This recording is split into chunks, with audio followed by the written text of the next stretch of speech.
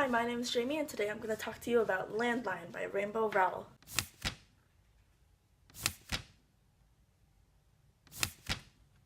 Okay, so for those of you that don't know, Rainbow Rowell is like a writing sensation. She's great. This book, however, involves a bit of fantasy. If you've read her books, Eleanor and Park, Fangirl, or Attachments, those are contemporary. Those are no any form of fantasy. This has a little bit of fantasy. There's a little bit of time travel involved without giving way too much of a spoiler. The characters are adults, so just so you know, if you're looking for a YA novel, this ain't it.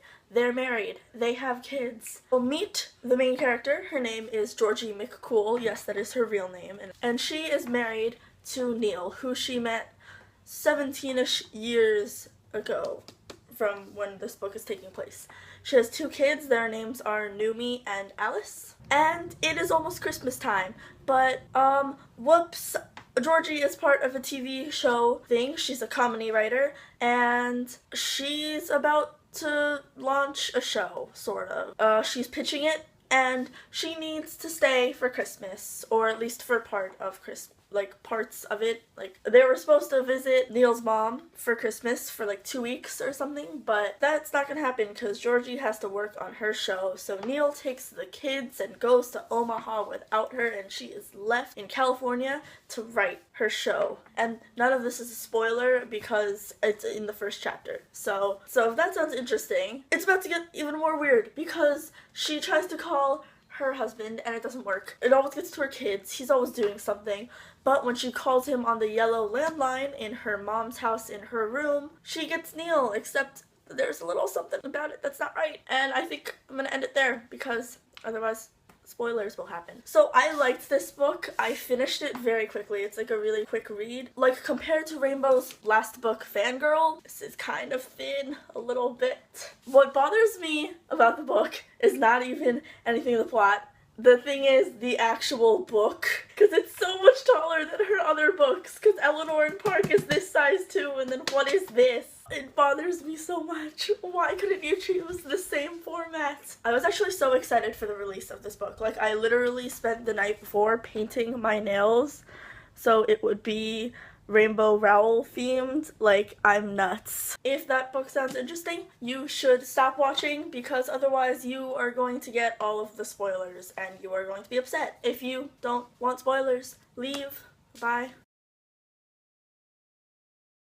Time travel. I don't understand how this would work at all. It doesn't make any sense because it only works with Neil's phone, and apparently Neil doesn't even have a landline. Very strange. Everyone around Georgie probably thought she was crazy while Neil was in Omaha with the kids. Georgie's mom is one of the most frustrating because your husband left you, but not really. Okay, so the thing that I did not like about this is that when Georgie was contemplating whether or not she should not be with Neil, when she was like, maybe I'm supposed to be calling Neil right now to prevent him from marrying me, she did not really think about her kids that much, like, for herself. She thought about her kids for Neil and that they would never exist, but I feel like as a mother, you would be more devastated if your kids were gonna not be alive. At least I would hope you would be a little devastated. Apparently, Georgie was supposed to fix their marriage before it happened because everything she was doing, you know, it happened the same way. But that makes sense because if she's affecting the past, she's not gonna remember the new future. That could be a thing. So basically, like, she could have just, it still could have just messed stuff up and she wouldn't even know it because she's in the future. Or, you know, that's actually how it was supposed to play out. And when Neil was proposing, he said something that was like, we'll make our own enough thing in response to when Georgie said, what if love isn't enough? Hey, I didn't understand half that proposal, but let's get married. Alright, I mean, now she gets the reference, so it's okay. I really like the flashbacks between Georgie and Neil because they were really cute, and that one part where they're in Neil's room and then she knows Neil's room and then his roommate walks in and she's like, can you people read? I told you not to come into the room. And he's like, oh, Neil, sorry, bye. Best thing ever. Neil was just not one of those characters that you fell head over heels for. He wasn't charming or like dashing. He wasn't Edward Cullen. He wasn't Levi. He wasn't... Now, Neil wasn't one of those main lead males that you fall head over heels for. He wasn't Percy Jackson or Edward Cullen or Jace Herondale or Will Herondale. He was Neil. He was cute. He was real. He is how actual people actually are. If anything, Seth was more like Jace or Will or Edward or Percy, but that's not what you really wanted. You found yourself leaning more towards Neil. As I read it, I found myself rooting more for Neil. I don't know, as I read it, I had a lot of speculation of maybe something was gonna happen with Seth, but I really didn't want it to, because as grouchy as Neil was when he interacted with people, you could really tell that Georgie and Neil had as chemistry and that they really liked each other, and I really like that Rainbow was able to do that. As not Edward Cullen or Jace Herondale-ish as he is, he does show that he cares a lot. He's willing to sacrifice things that he would be happy with in order to make Georgie happy, and it's really cute. And I love the internal conflict that was happening with Georgie the whole time. Like, am I going crazy? What is happening? Am I going to have to break up with the guy that I've been in love with for the past 17 years? There was a lot of speculation. There was a lot of, am I supposed to make sure this doesn't happen? Am I supposed to make sure this does happen? What am I supposed to do? She reacted similarly to anyone thrown in this kind of situation would. No, I feel like if she had the choice whether or not to marry Neil, she still would have. She still would have gone exactly the way she did, even with the failed marriage and whatnot. And it's so cute that now they're trying to fix it. It's adorable, and it makes me very, very happy. Now, the dynamic between her and Seth, it's kind of, apparently it's the natural course her life would have taken. Oh, and when Neil is talking to her, and he's like, oh, he's your soulmate, and she's like, no, because I would choose you over him time and time again, and it's adorable. I like how there was diversity in the sexuality of the characters. Like Heather, Georgie's 18-year-old sister is gay. I liked that. And it was nice because it's, someone says that it's not 1995 and they need diversity in sexuality. I agree.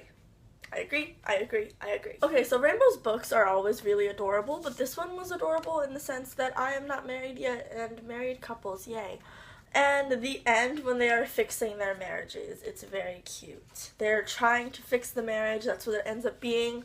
I was expecting not what this book was. I knew about the time travel aspect, so I thought what she was going to have to do was either she was going to stop her marriage, or she was going to try to fix it, and then nothing would be wrong in the future. But no, what happened is she was supposed to talk to him the whole time. The whole time, that's the course her life was meant to take. She had already talked to Neil when she was 40, and he was whatever age he was, in his 20s, 25? He was 25. So that had all already happened, and she wasn't actually affecting history at all. I don't know. Would you want to change getting married to someone that you just are unhappy with? So when Seth goes to Georgie at the end, and he is like, I love you. I was like, you mean sibling love? Please mean sibling love, because otherwise this is sad. And he says if he could go back, it's the one thing he would change, and he was kind of not my favorite character for a while because he kept messing with Georgie and Neil's relationship in the beginning, and it bothered me so much. But I feel bad for the guy. And because I always find a way to compare the books I read to Twilight. Sorry, Rainbow Rowell, I'm assuming you don't like Twilight very much, but the relationship between her and Seth reminds me of the relationship between Bella and Jacob, when Jacob says, I was the natural course your life would have taken. With me, it would be as easy as breathing. And I think that's what it is with Georgie and Seth, except that, she was meant to be with Neil. And because even though her relationship with Neil is hard, I don't think Georgie would actually change it. I'm sorry, Rainbow Rowell, for comparing your book to Stephenie Meyer's book. I know many people don't like that, but I happen to be a big Stephenie Meyer fan, so that is a compliment from me. Anyway, I really liked Landline, and if I spoiled everything for you, sorry, you shouldn't have been watching. I will see you when I review another book. Actually, I won't see you. You'll see me, but I won't see you because This is not a two-way camera here. I can only, I see my camera on my tripod. You see me. So anyway, you'll see me next time. Bye.